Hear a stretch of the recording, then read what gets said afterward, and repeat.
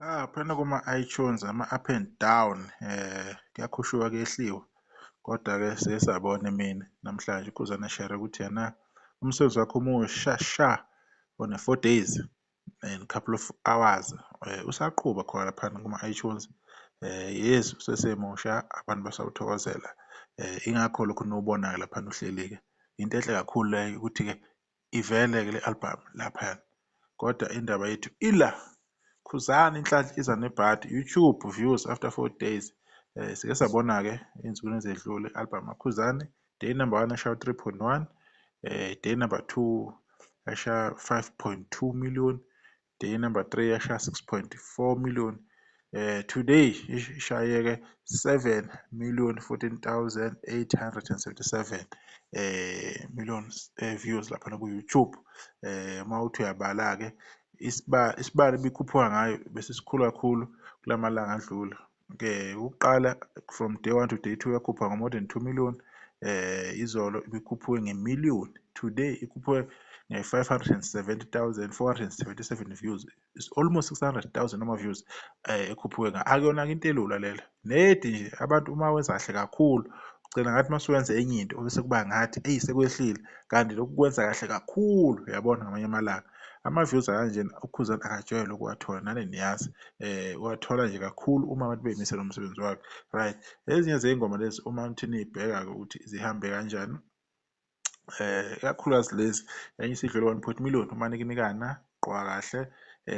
Lezi iy'ngoma zango-2 emini. Abantu badidiseka ukuthi iy'namba zabo y'safana manje. Ngikhulumela ngo-2 emini, bekade zime kanje after 4 days exactly, kodwa-ke sey'shintshile-ke iy'namba. Yilokho nto kumele bekwazi. Ngalesa sikhathi bekuse o-314 ongiphuza kahle, inhlahla iza nebhadi 304 ziyakhuphuka. Iy'ngoma kumele zihambisane bafowethu, akusizi ukuphusha ama-record if angeze ukusiza. O-number 1, number 3 bani bani akusizi. It better ukuthi vele uphushe iy'ngoma zihambisane zingashiyani kakhulu, khona izokwazi ukuthi uma y'sondele ziwashaya ama-million. Ngoba kwesinye isikhathi ezinye izinto it's not worth it ukugijimisa ezinye izinto ezingeke zikusiza ngalutho.